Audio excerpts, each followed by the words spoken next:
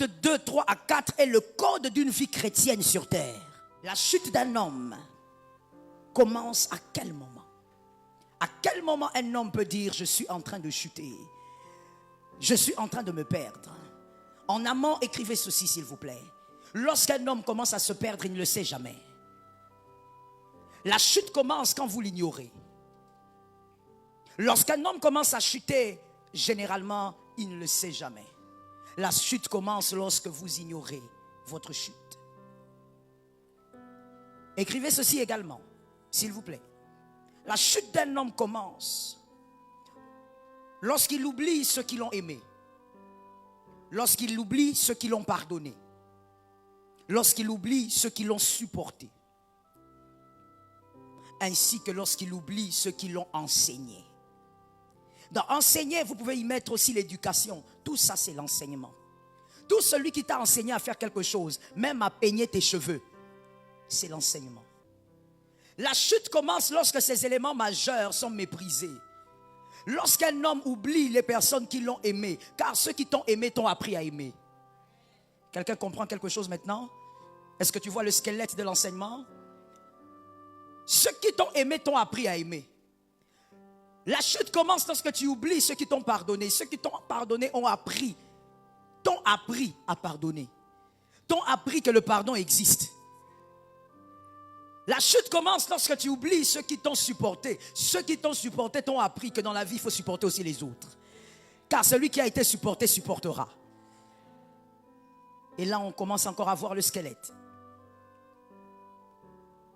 La chute commence lorsque tu oublies ceux qui t'ont enseigné. Celui qui t'a enseigné a fait de toi celui que tu es. L'homme que tu es est composé de aimer, supporter, pardonner et enseigner. C'est ça l'homme que tu es. C'est l'être que tu es. Si aujourd'hui, ton voisin de gauche ne sait pas pardonner à sa femme, c'est parce qu'on ne lui a pas appris comment pardonner. Il est ce qu'il a reçu. Lorsqu'un homme, un être humain, oublie ces personnes dans la vie, je peux même prendre le risque et choquer en disant, ce n'est plus un être humain. Dans la vie, il y a des gens qu'on n'oublie pas. Celui qui t'a appris à aimer, c'est celui qui t'a aimé même une fois. Mon frère, bouge un peu ces frères-là. Frère, ça va? Écris. On n'a même pas encore commencé, tu dors. Ça, c'est un problème spirituel. Frère, le jour de la Pentecôte, tu vas rater. Écris.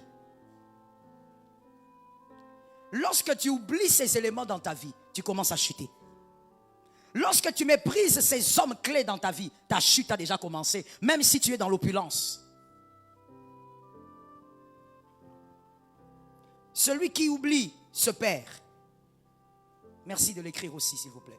Celui qui oublie se perd. Lorsqu'on donne la phrase, il faut écouter. Il ne faut pas chuchoter. Celui qui oublie se perd. Celui qui se perd fera perdre. Celui qui oublie se perd et celui qui se perd fera perdre. Celui qui oublie se perd et celui qui se perd fera perdre. Et celui qui fait perdre va distiller les destinées des autres, va gaspiller les destinées des autres et va même condamner certaines âmes. Certaines âmes seront condamnées parce que toi, tu as blagué avec ta perte, ta chute. Tu as minimisé ta perte, ta chute. Jean 14, 16 à 18. Jean 14, 16 à 18. Aujourd'hui, nous parlons du Paraklétos. Jean 14, 16 à 18. Et moi, je prierai le Père et il vous donnera un autre consolateur. Dans d'autres versions, un autre Paraklétos. Afin qu'il demeure éternellement avec vous. L'esprit de vérité, il est l'esprit. Je veux que quelqu'un comprenne que le mensonge est pire que l'impudicité. Je répète, le mensonge est pire que l'impudicité. Le diable n'a jamais conçu l'impudicité. Le diable utilise le sexe que Dieu lui a conçu. C'est Dieu qui a conçu le sexe. Le diable utilise ce que Dieu a conçu. Mais le diable est le père de tous les menteurs. Quand tu mens, tu es à Delvaux, tu dis que tu as l'UPN, tu es son fils aîné. Aujourd'hui, les circoncis minimisent le mensonge. On te pose une question simple. Qu'est-ce que tu fais? Tu es en train de regarder la télé, tu dis, je voulais aller prier. On n'a pas dit ce que tu voulais faire. On a dit, qu'est-ce que tu fais? Tu es le petit frère. Lui, c'est l'esprit de vérité que le monde ne peut recevoir. Il est impossible que le monde comprenne le Saint-Esprit. Il est impossible que le monde comprenne même le fonctionnement ou la logique du Saint-Esprit. Parce qu'il ne le voit point et ne le connaît point.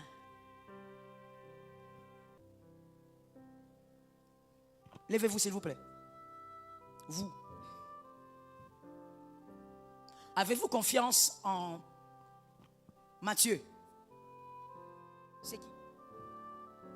Avez-vous confiance en Lily?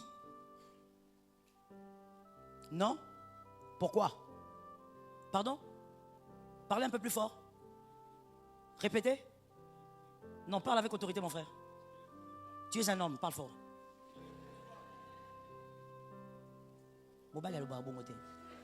Traduction. Un homme parle avec autorité. Parle plus fort. Tu ne connais pas Lily. Voilà pourquoi tu n'as pas confiance en Lily. Très logique. Le monde ne connaît pas le Saint-Esprit. Le monde ne peut pas avoir confiance au Saint-Esprit. Quand tu dis, je serai guéri par le Saint-Esprit, il est normal que ton voisin là ne doute. Il ne connaît pas. Il ne peut pas connaître. Il est dans le monde. Non, moi je crois que mon mariage sera restauré par le Saint-Esprit. Allège ces choses-là. C'est normal que le voisin doute. Il ne le connaît pas. Et je vais même au-delà. Il est incapable de le... Mais vous, mais nous, vous le connaissez. Vous le connaissez. Voilà pourquoi on a confiance en celui qu'on connaît. Oui, ça peut arriver qu'on pleure beaucoup pour un problème. Mais dès que quelqu'un veut te dire, Marvin, arrête de pleurer. Le Saint-Esprit est là. C'est comme si on t'a réveillé. Les larmes arrêtent de couler. Parce que tu le connais. Ce n'est pas comme ces personnes qui pensent connaître. Non, il ne faut pas penser connaître le Saint-Esprit. Il faut le connaître. Je bénis les circoncis. C'est une célébration des circoncis. Car il demeure en vous. Et il sera en... Yes. 18. Je ne vous laisserai pas. Celui qui parle ici, c'est celui qui a parlé au début, d'accord? Et il s'agit de qui? Jésus, all right. Il a dit qu'il va nous envoyer le Paraclétos et il dit, je ne vous laisserai pas orphelin. On n'est pas orphelin. Parce qu'il voulait mourir, pour ceux qui ne lisent pas la Bible, il a dit ça, c'était à la veille de sa mort. Il dit, je suis en train de partir, mais le Paraclétos va venir. Je ne vous laisse pas orphelin. Qu'est-ce qui va se passer? Je viendrai à vous. Celui qui est parti reviendra. Et donc, le Paraclétos n'est personne d'autre que Jésus lui-même. Mais pourquoi dans les Écritures il dit, je vous enverrai un consolateur? Parce que cela veut dire, on écrit merci, je vous enverrai une autre forme de consolation. Je vous enverrai une autre forme de consolation et une autre forme de consolateur. Moi, Jésus, je suis un consolateur, mais je reviendrai vers vous avec une autre forme de consolateur. En une autre forme de consolateur, de consolation. Celui qui est mort à la croix, c'est celui qui est revenu en acte. C'est le même. Je vous enverrai un autre consolateur. Veut dire, je vous enverrai, en d'autres termes, je viendrai vers vous, mais avec une autre forme de consolation. Et en une autre forme aussi. C'est le même. Il dit, je reviendrai vers vous. Alors qu'il parle d'un consolateur. C'est lui-même qui est revenu en une autre forme avec un autre type de consolation. Moi aussi je dis amen, ma sœur. C'est merveilleux, c'est un grand mystère. Parakletos veut dire, c'est un mot grec, la Bible dans le Nouveau Testament, comme on le dit couramment, et a été écrit en grec. Donc, pour comprendre certains mots, il faut rentrer dans les origines. Parakletos, le mot utilisé en disant, je vous enverrai un consolateur. Alors, Parakletos veut dire celui qu'on appelle en secours. Celui qu'on appelle pour secourir. Celui qu'on appelle en secours. Le Paraclétos, celui qu'on appelle en secours. Celui dont on a besoin pour être secouru. Je dis aussi amen, ma soeur. Golgotha, sans acte 2, 3, 4, est une vie chrétienne impossible. Golgotha, sans acte 2, 3 à 4, est une vie chrétienne impossible. Acte 2, 3, 4, c'est la Pentecôte. C'est ce que nous célébrons aujourd'hui. Le Saint-Esprit est venu, le Consolateur, celui qui est venu dans une autre forme, il vient sur les disciples. Il est arrivé ce jour-là. Et depuis ce jour-là, nous l'avons. Je dis aussi amen à ça, ma soeur. J'entends plus les sœurs. Hein? Les frères, on dirait qu'il y a un problème là-bas. Il n'y a pas beaucoup d'amoureux du Saint-Esprit. Depuis ce jour-là, il est au milieu de nous, il est avec nous, il est en nous. Et donc, je disais que Golgotha, sans acte, acte what? Acte 2, 3, la vie chrétienne est impossible. Impossible. Golgotha est le salut complet et achevé de l'âme. Merci de l'écrire, je ne pense pas que tu retiendras ça. Golgotha est le salut complet et achevé de l'âme. Voilà pourquoi il y a le tout est accompli. Ton âme a été libérée totalement à Golgotha. Je dis aussi amen. Ton âme a été restaurée totalement à Golgotha. Rien n'est resté. Tout a été arraché au nom de Jésus. À Golgotha, on t'a libéré des chaînes anciennes. Non, il n'y a aucun marabout qui peut venir dire non, il y a quelque chose qui est resté. À Golgotha, on a payé toute ta dette. Le châtiment qui te donne la paix est tombé sur lui. Il n'y a rien qui reste, tout a été donné. Tu es libre d'avoir des enfants, tu es libre de te marier, tu es libre d'être en bonne santé. Ah, la santé, la santé, la santé, la santé, the health. Tu es libre d'être en bonne santé. Golgotha a tout payé. Lorsque tu vas payer une dette 2 fois, c'est toi qui es fou. Personne ne va te réclamer une dette 2 fois. Golgotha, tout est accompli. Localise-moi un frère, dis-lui tout est accompli. Mon frère, sois gentil ce matin, c'est la Pentecôte, ok? Sois gentil. Alors localise quelqu'un d'autre, dis-lui tout est accompli. À Golgotha, l'œuvre de ton âme a été achevée. Il ne reste aucune dette. Il n'y a pas de côté maternel qui va réclamer quelque chose. Oh non, dans cette famille, nous avons des rituels. Jésus a payé la dette. Oh, dans la famille paternelle, on a pactisé avec le crocodile. Frère, Jésus a déjà réglé avec ce crocodile-là. L'œuvre est achevée. L'œuvre de quoi? Non. L'œuvre du salut. Salut de votre âme. Maintenant, il est impossible, après ce salut, de vivre sur terre sans acte. Impossible. Tu as le salut déjà en Jésus, mais sans acte 2, 3, tu ne peux pas vivre sur terre cette chrétienté-là. Le diable va te dévorer. Le diable va te déchirer avant même que tu ne respires. Ta grâce, c'est le Paraclétos. Je dis aussi amen à ça, je vois aussi la restauration. Acte 2, 3 à 4 est le code d'une vie chrétienne sur terre. C'est le code. La venue du Saint-Esprit sur nous et en nous. Voilà l'image que nous retrouvons, car toute l'ancienne alliance est l'image de la nouvelle. Nous retrouvons cette image dans l'arche de Noé. Le Paraclétos, c'est l'arche de Noé. Malgré qu'il pleut dehors, mais vous survivez. Thank you Lord for the grace and for the mercy. Malgré que dehors c'est chaotique, 40 jours de pluie et de pluie torrentielle, mais vous à l'intérieur, rien ne vous atteint. Par le Paraclétos, nous sommes dans le monde, mais le diable ne nous touche pas. Le projet du monde ne nous atteint pas. Le mal que le monde prépare ne nous atteindra pas. Mais nous sommes là. That is wonderful. and is also beautiful. Nous sommes sur terre. Tu peux traverser ton quartier. La nuit, il y a des sorciers qui sont venus, qui ont placé un mauvais sort sur la route. Et ils ont dit, celui qui viendra le matin, attendre le taxi ici, va attraper ce mauvais sort. Mais toi, quand tu te lèves le matin, tu dis au Paraclet, merci d'être avec moi. Gloire à Dieu pour ta présence. Tu bénis ta matinée. Quand tu sors, tu t'arrêtes exactement là où il y a le mauvais sort. Mais le mauvais sort n'arrive pas à t'atteindre. Ça n'arrive pas à t'avoir. Ça n'arrive pas à te toucher. Gloire à Dieu pour le Paraclétos. C'est l'arche de Noé. Tu es à l'intérieur. Tout le monde meurt, sauf toi. Oh, ça tombe sur ma maison. Ça tombe sur ta famille. Ça tombe sur cette église. Ça tombe sur la nation. Tout le monde est bouleversé, sauf toi. Toi, tu es calme. Les gens sont en train de crier là dehors. Nous sommes en train de mourir. Noé, lui, il est calme. Et c'est que j'aime avec le Seigneur. Oui, parmi les plus belles choses, au fait. Le Seigneur ne protège jamais l'homme seul. Car Dieu n'a jamais créé le jardin d'Éden pour un seul homme. Dieu protège toujours la famille. Là, Noé est protégé, lui et sa famille. Lui et sa femme et tous ses enfants. Le Paraclet va protéger ta chrétienté sur terre. Il va protéger ta foi sur la terre. Mais pas seulement ta foi, la foi de tes enfants également. Parce que tes enfants seront meilleurs que toi.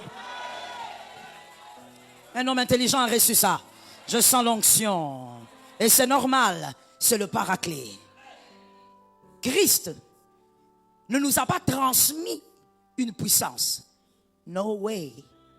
Acte 2, 3, il n'a pas transmis. Non, ce n'est pas une puissance qui entre en nous. Non, non, ce n'est pas un dessin animé, ce n'est pas XOR. Ce n'est pas une puissance. Non, un vent. Non, non, non, non, non. Christ est entré en nous. Il ne nous a pas transmis une puissance. Non, non, comme on est là, on a une... Non, non, non, non. Nous n'avons pas une puissance. Nous avons Christ en nous. C'est lui le Paraclétos. Ça veut dire, il est venu ce jour-là, comme il a dit lui-même, une autre forme de consolation et une autre forme de consolateur. Il a pris une autre forme. Et cette fois-là, il vient comme un feu. Écrivez ça rapidement, s'il vous plaît. Pourquoi? Parce que le feu, le symbolique du feu dans la parole de Dieu, premièrement, c'est la purification. Avant même qu'il n'entre en vous, il vous purifie. Christ n'aime pas la saleté. Il va nettoyer là où il va entrer. La purification. Deuxièmement, le feu, c'est le jugement. Tout ce qui n'est pas de lui sera condamné. Automatiquement condamné. Voilà pourquoi il est écrit que tout genou. Oui, pourquoi ça fléchit? Parce que lui, il est là. Il n'a pas dit à quelqu'un de fléchir. C'est quand il arrive qu'il fléchisse. C'est automatique. Troisièmement, le feu représente. Nous sommes toujours dans Acte 2:3. C'est d'abord des langues de feu que les hommes ont vues. Le feu représente la puissance. La puissance. Il se manifeste comme un feu parce qu'il est puissant.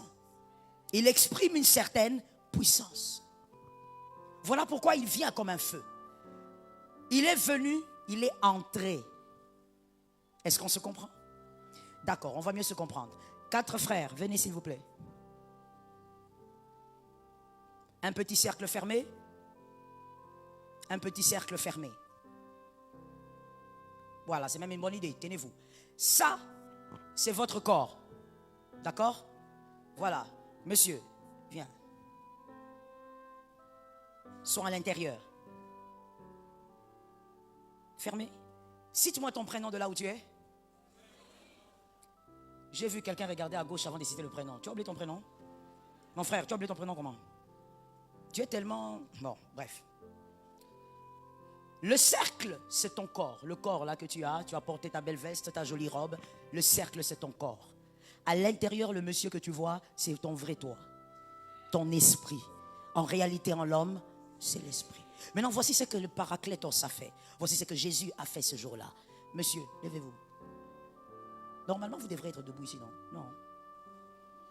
Aujourd'hui, il y a des choses étranges, je ne comprends pas. Mais peut-être que tout ça, ça fait partie aussi de l'onction.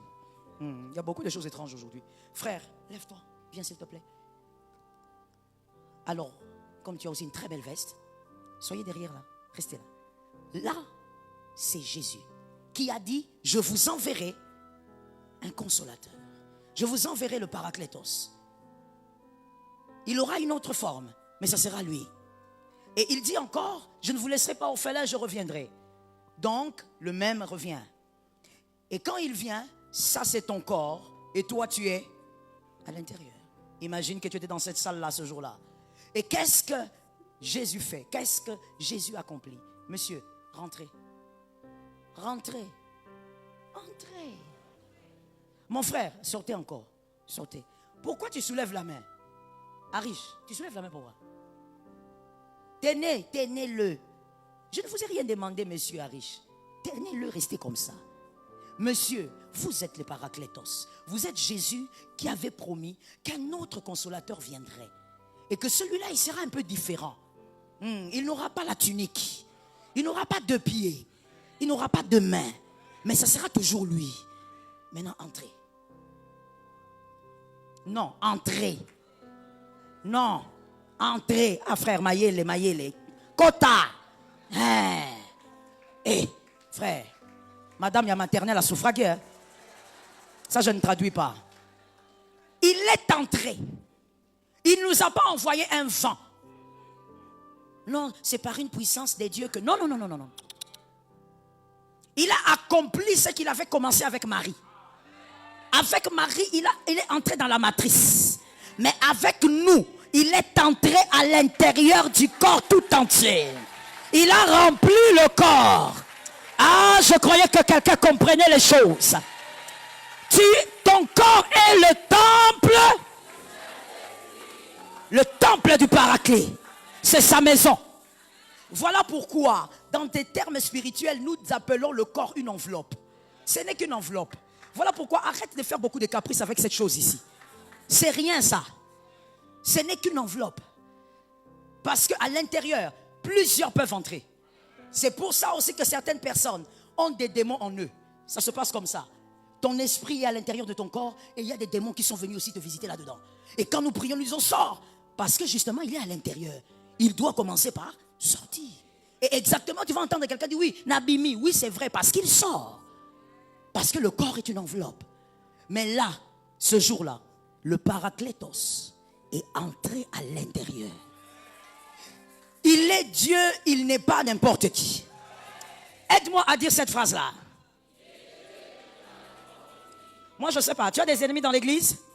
Tu as des ennemis d'ailleurs quelque part? Alors ton frère là, pourquoi tu ne lui dis pas? Dis-lui, il est Dieu, il n'est pas n'importe qui. Voilà pourquoi il est entré à l'intérieur de Pierre, il est entré à l'intérieur de Marie, il est entré à l'intérieur de Jean. Au même moment, il est entré partout. Gloire à Dieu pour le Paraclétos. Gloire au Saint-Esprit pour le Paraclet. Il est entré. Et ce qui est merveilleux avec lui, c'est que lui n'est pas un fils d'homme. Complétez le verset. Si tu es de cette assemblée, tu dois aimer la parole de Dieu. Tu dois aimer les Écritures. Toi, tu ne peux pas être... Tu ne peux pas écouter les enseignements du pasteur Joël et puis tu n'aimes pas les Écritures. Tu aimes quoi? Il faut aimer les Écritures. Il faut lire les Écritures. Il n'est pas un fils d'homme pour... Ni pour... C'est-à-dire que quand il a fait quelque chose, il ne rentre pas en arrière. Ça veut donc dire qu'il ne sort pas de là.